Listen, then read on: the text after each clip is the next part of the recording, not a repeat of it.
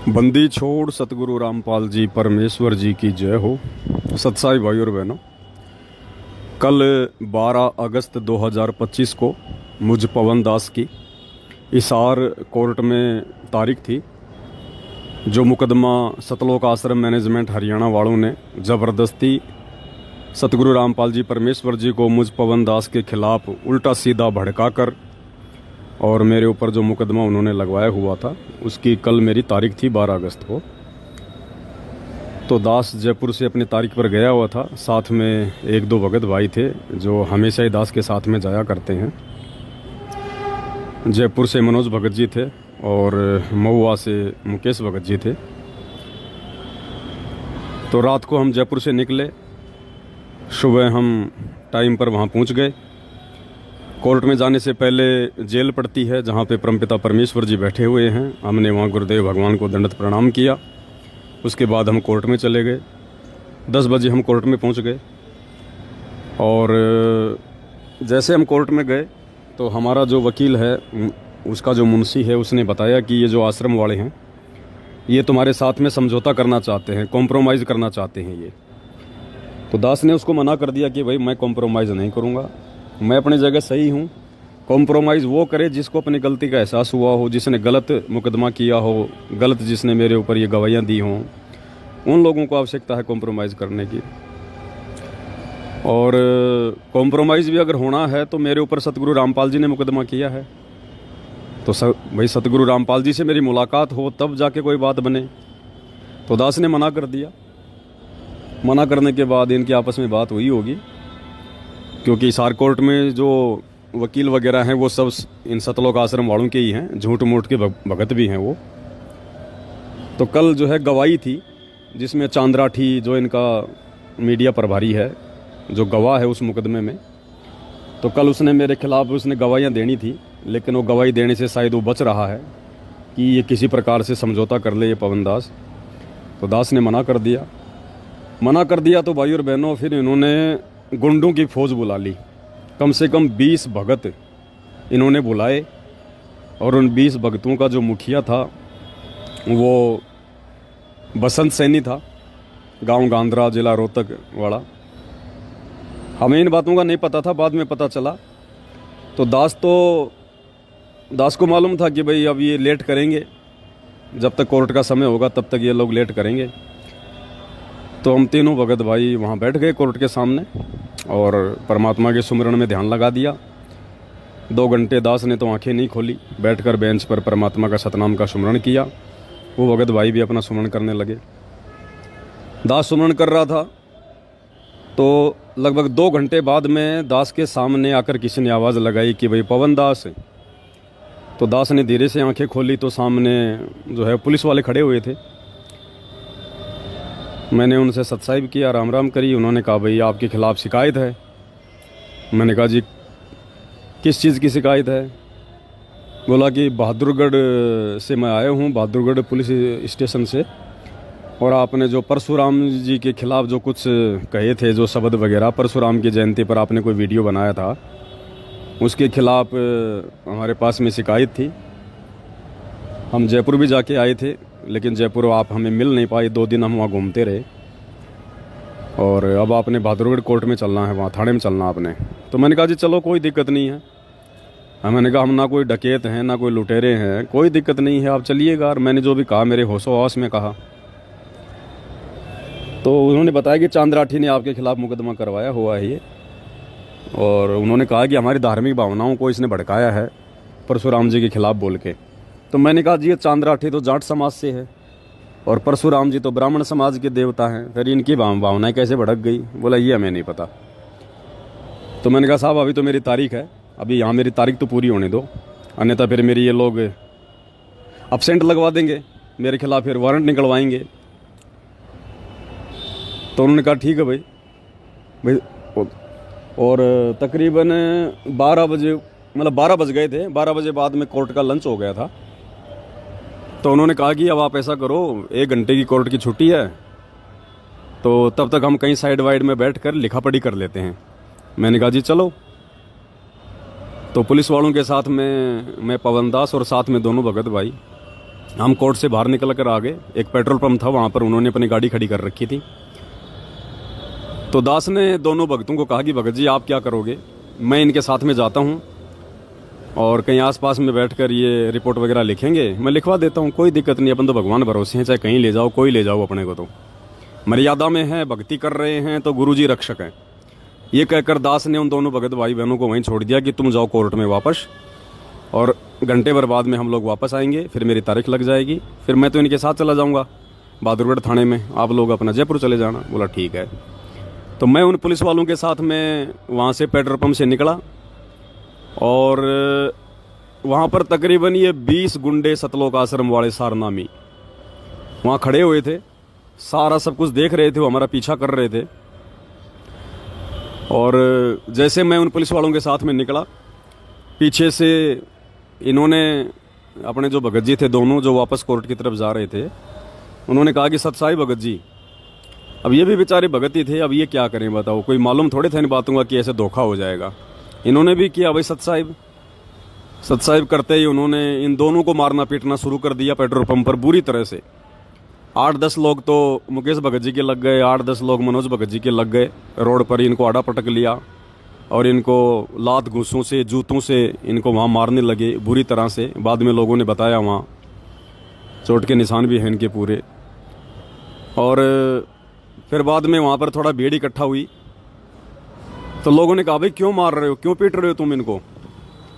तो इन लोगों ने क्या किया था भाई और बहनों, साथ में एक लड़की लेके आए थे। ये वो लड़की कह रही थी कि ये जो है ना, ये मेरे को छेड़ते हैं और काफ़ी समय से मेरे को छेड़ रहे हैं ये दोनों। तो बाकी देखने वाले लोगों ने कहा कि ये भाई देखने में तो ऐसे नहीं लगते बेचारे कि ये तुम्हें छेड़ते होंगे, लेकिन वो तो वो किराए की लड़की पकड़ के लाए थे, या पता नहीं हमारी कोई गुरु बहन होगी जो इन आश्रमों से जुड़ी है। बोला ये मुझे छेड़ते हैं दोनों। तो फिर इतने में वहाँ पर कोई पुलिस वाला आ जाता है और ये लोग लेके अपनी गाड़ियाँ वहाँ से भाग लेते हैं। फिर मुकेश भगत जी ने मुझे फ़ोन किया कि भगत जी ऐसे ऐसे हमारे साथ में मारपिटाई हो गई है। मैंने उस पुलिस वाले को कहा कि भाई देखो ऐसे हम जिनको छोड़ के आए थे वहाँ पेट्रोल पंप पर, उनके साथ मारपिटाई हो गई है। तो वापस आया वो पुलिस वाला मुझे लेके, बोला लिखा पढ़ी बाद में करेंगे। वापस आया तो ये बेचारे लंगड़ाते हुए चल रहे थे।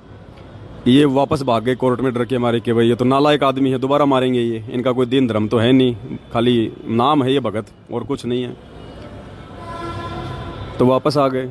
फिर इन्होंने सारी राम कहानी बताई कि भगत जी ये पूरा का पूरा जो षड्यंत्र है, ये आपके मर्डर की प्लानिंग थी, ये पूरा षड्यंत्र। क्योंकि आपने सुबह इन लोगों से कॉम्प्रोमाइज़ करने के लिए मना कर दिया था। मना करने के बाद में फिर इन्होंने पूरी ये प्लानिंग रची कि कैसे इसको और जो है इसको फंसाया जाए ताकि ये कोर्ट में ना आए।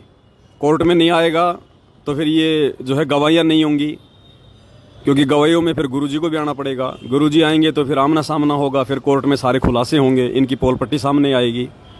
तो ये लोग चाहते हैं कि पवन दास कोर्ट में ना आए। तो फिर इन्होंने वो लड़की लेके आई थी ये, और 20-25 लोग ये आए थे कि लोग अगर पूछेंगे तो कह देंगे साहब ये लड़की छेड़ रहा था, और ये लड़की छेड़ने का मुकदमा इस पवन दास के ऊपर और लगवा देंगे, 4-5 साल के लिए जेल में और चला जाएगा।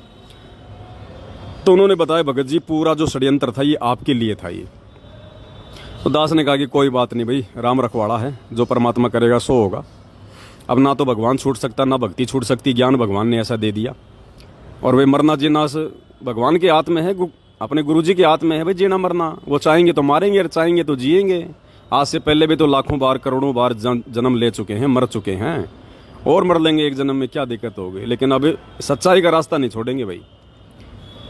उसके बाद वो पुलिस वाला आया तो मुकेश भगत जी ने बताया कि भगत जी वो मेरा मोबाइल भी छीन कर ले गए, और साथ में मेरे जो रेलवे के जो ये ID कार्ड वगैरह थे वो भी ले गए छीन के। तो मैंने उनसे कहा पुलिस वालों से कि भाई साहब ये मतलब सरकारी आदमी है, अब बेचारे का मोबाइल भी ले गए, इसके वो कागज़ भी ले गए। तो उस पुलिस वाले ने फ़ोन किया, फ़ोन करके कहा कि भाई इनका ID कार्ड वगैरह लेके आ जाओ, वरना ये लोग 112 पे ये कॉल करेंगे, तुम्हारे ऊपर मुकदमा होगा। तो हमने कहा साहब मुकदमा तो हम नहीं करेंगे, अगर मुकदमे करने होते तो हम बहुत पहले कर देते इनके ऊपर। इनकी बुद्धि भ्रष्ट है, ये हमारे गुरु भाई हैं लेकिन इनकी बुद्धि भ्रष्ट है, इनकी बुद्धि बेकार बैठा हुआ है। हम मुकदमा नहीं करेंगे, हम तो अपने गुरुजी के वचन पे चलेंगे। आगे आने वाले समय में इनके कर्म इनको देख लेंगे अपने आप। ये खुद ही अपने ऊपर मुकदमे लगा रहे हैं। हम क्या मुकदमे करेंगे इन पे? हम तो हमारे गुरुजी के वचन पे चलेंगे, हम किसी पे मुकदमा नहीं करेंगे। जो तो को काटा बोवे ताको वो तू फूल। उन्होंने कहा भाई चलो कोई बात नहीं। फिर उसने फ़ोन किया उसको चांदराठी को कि भाई तुम्हारे भगत इनका मोबाइल भी छीन ले गए, इनके साथ मारपिटाई भी हुई है, तुम्हारे भक्तों के लक्षण है क्या ये? तो फिर चांदराठी ने उन लोगों को फ़ोन किया होगा। फिर थोड़ी देर बाद में वो बसंत सैनी जो है भगत जी का मोबाइल, वो पर्स वगैरह लेके आया। फिर वो देके गया। मैंने तो भी, अपना तो स्वभाव है, जैसे वो बसंत सैनी आया, क्योंकि जयपुर में वही आया था मुझे मारने के लिए पूरी टीम लेके। तो मैंने कहा साहब ये वही आदमी है जो जयपुर में आया था मुझे मारने के लिए।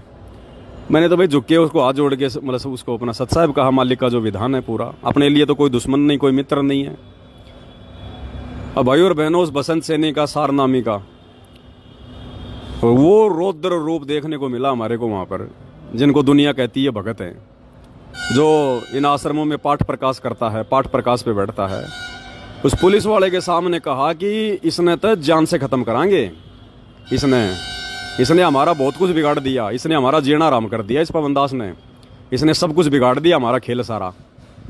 इतना रौद्र रूप धारण कर रखा। पुलिस वाले ने कहा कि तेरे थप्पड़ लागेंगे ज़्यादा, तू आंडी पाक रहे आगे, बुलाऊँ अभी मैं पुलिस? इतना कहते वो ठंडा हो गया। बोला जी देख लो जी, वो तो आपकी मर्जी है।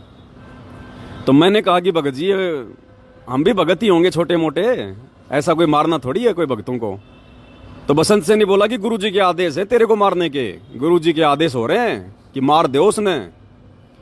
तो पुलिस वाले ने कहा कि ये तो भाई नकली गुरु भी नहीं करवाते ये काम तो, और तुम जो है बाबा रामपाल का नाम लेके कह रहे हो, तो बताओ फिर दुनिया कैसे जुड़ेगी उनसे, कैसे नाम लेगी उनका? मैंने कहा जी इसकी बुद्धि भ्रष्ट है, इसकी समझ में नहीं आएंगी ये बातें। फिर वो चला गया वहाँ से दे दा के मोबाइल वगैरह। फिर बाद में कोर्ट में दास की उस पुलिस वाले ने तारीख करवाई, तारीख करवा के और फिर हम कोर्ट से बाहर निकले। और फिर ये मुकेश भगत जी, मनोज भगत जी थे, इन्होंने कहा कि भगत जी हम भी आपके साथ ही चलेंगे, हम लोग उधर से निकल लेंगे, यहाँ इनका भरोसा नहीं है, ये हमारे को फिर मार पिटाई करेंगे हमारे साथ में। तो मैंने कहा उनसे, पुलिस वालों से कि भाई आप इनको भी साथ ले चलो। तो कहा ठीक है मैं इनको वहाँ छोड़ दूंगा रोहतक में, रोहतक से निकल लेंगे। तो मुकेश भगत जी को, मनोज भगत जी को उन्होंने रोहतक छोड़ दिया, और दास को जो है यहाँ पे बहादुरगढ़ की पुलिस थाने में लेके आ गए। अब हम लोग कोर्ट में जा रहे हैं।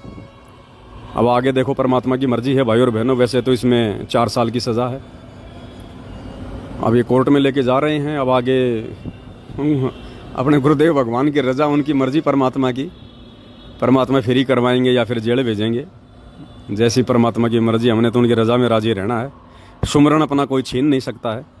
मार पिटाई होती है तो अपने कोई कर्म कट रहे हैं। हर तरीके से अपने दोनों हाथों में लड्डू हैं भाई और बहनों। और बस मेरा तो आप सभी भाई बहनों से यही निवेदन है, यही प्रार्थना है। सत का मार्ग है, और इस सत के मार्ग में आने वाले समय में ना जाने कैसी कैसी अग्नि परीक्षाएं हमें देनी पड़ेंगी, क्योंकि गुरुजी कहते हैं ना बच्चों तुम्हारी अग्नि परीक्षा है। तो ये सत्सयुगों की अग्नि परीक्षा, आश्रम वालों की नहीं है, वो तो आपके आसपास भी नहीं है। तो ये अग्नि परीक्षा हम सत्सयुगों की चल रही है भाई और बहनों। और किसी भाई बहन ने कोई चिंता करने की जरूरत नहीं है। अगर चिंता करनी है तो केवल गुरुजी के मंत्र की भक्ति की। देखो भाई और बहनों कैसे परमात्मा खेल खेलता है। गुरुजी पल पल साथ हैं। कल अगर वो पुलिस वाला अगर बहादुरगढ़ कोर्ट से मुझे लेने नहीं आता, जबकि मुकदमा हुए तो काफ़ी टाइम हो गया, वो कल ही क्यों आया? क्योंकि कल इन लोगों ने पूरा षड्यंत्र रचा हुआ था मुझ पवनदास को जान से मारने का। पूरा षड्यंत्र कि जान से नहीं मरेगा तो वो लड़की का मुकदमा लगा देंगे, इसको जेल में डालेंगे। मालिक को पता था कि ये मारेंगे इस बच्चे को। परमात्मा ने उस पुलिस वाले को भेज दिया उधर से, दास का सिक्योरिटी गार्ड बना के उस पुलिस वाले को भेजा भगवान ने। वो मुकदमा भाई और बहनों को ऐसे नहीं लगा, परमात्मा ने दया कर रखी है। अगर कल परमात्मा उस पुलिस वाले को ना भेजते तो भाई और बहनों कल ये इस दास को शायद छोड़ते भी नहीं है लोग। इतना विकराल रूप धारण करके पूरा कोर्ट इन्होंने घेर रखा था। और मालिक ने उस पुलिस वाले को भेजा और अपनी गाड़ी में बैठा के मेरे को यहाँ पे बहादुरगढ़ लेके आया। अब ठीक है, आगे की न्याय प्रणाली है, वो क्या करेंगे क्या नहीं करेंगे वो तो मालिक की मौज है, परमात्मा की मर्जी। अपने तो भजन करना है। भजन अपना कोई ना कोई जेल में छीन सकता, ना कोई बाहर छीन सकता है, और यही सबसे बड़ा धन है अपना। बाकी ये संघर्ष है भाई और बहनों। भगवान आप और हमारे लिए हमारा भगवान पिछले 10-12 साल से हिसार जेल में बैठा हुआ है। आप और हम नालायक तो क्या संघर्ष कर रहे हैं? कुछ भी नहीं कर रहे भाई और बहनों। हमारा तो अगर शरीर का अंग अंग भी काट दिया जाए मंसूर की तरह तो भी भाई और बहन हम तो कुछ भी परीक्षा नहीं दे रहे, कुछ भी नहीं दे रहे। इसमें तो हमारा भला उल्टा, हमारा भला ही हो रहा है ये उल्टा। तो आप सभी आत्माओं से प्रार्थना है भाई और बहनों, परमात्मा पे दृढ़ विश्वास रखें। किसी भगत को देख के बिल्कुल भी नहीं चलना है। ये ज्ञान आधार का मार्ग है, परमात्मा ने रास्ता सबको दिखा रखा है।